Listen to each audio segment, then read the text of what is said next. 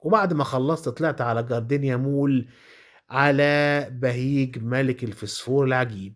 الحقيقة بعد جولة زي دي الواحد لازم له عشوة حلوة، ف رُحت كده أستكشف بهيج وأشوف سمكاته الجميلة. الحقيقة عنده تنوُّع جميل جدًا والمطعم كبير على دورين، الناس كانوا زحام عليه وقاعدين والطلب اتأخّر كتير. خدت طلب take away ودخلت العربية كده عشان أورّيه لكم.